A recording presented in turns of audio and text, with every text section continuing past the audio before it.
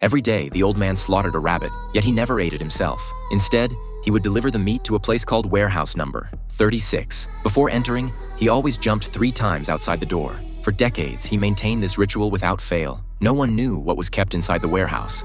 But one thing was certain: whatever lurked within was not of this world. One day, as the old man prepared the rabbit meat as usual, he suffered a fatal heart attack and died on the spot. His warehouse became unclaimed property, so the manager decided to auction off all its contents. He cut the lock, opened the door, and showed potential customers a glimpse inside. Though it contained mostly household items, they were quite antique. For those who considered themselves clever, this suggested the possibility of hidden valuables. Jack eventually won the auction for $400. After signing the contract, the manager showed him surveillance footage of the old man from before his death. The manager pointed out something puzzling. The old man's bulging package would always appear deflated after leaving the warehouse. Jack dismissed this oddity, eager only to discover if the warehouse contained anything valuable. Jack impatiently threw open the door and began searching frantically. Soon, he discovered a solid gold candlestick in a box, followed by 2 antique chairs in the corner, and a disc engraved with strange patterns. As Jack loaded these items onto his pickup truck, a debt collector suddenly confronted him, slapping him hard across the face. The message was clear: if Jack didn't come up with $10,000 by tomorrow,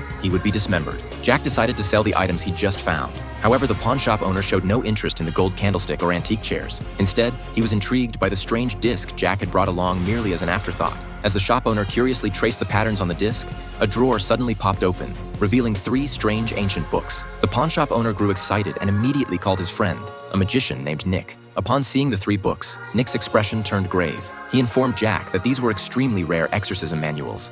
Unfortunately, having only 3 of them limited their value to around $10,000. However, if they could find the 4th book, Nick would be willing to pay $300,000 for the complete set. Jack's spirits instantly lifted. He eagerly led the magician to the warehouse. Nick mentioned a rumor that the warehouse's original owner had sacrificed his own sister to a demon for personal gain. Jack dismissed this as nonsense. All he cared about was getting that $300,000 check as quickly as possible. The 2 men searched the warehouse for hours without finding any trace of the 4th book.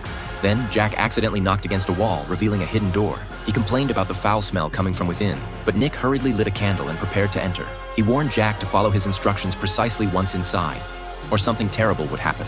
They proceeded down a corridor lined with crucifixes and entered a room permeated with a putrid stench. In the center of the floor lay a withered female corpse, with something seemingly writhing inside its skull. Due to copyright restrictions, this is all we can show of this story. It's called Guillermo del Toro's Cabinet of Curiosities.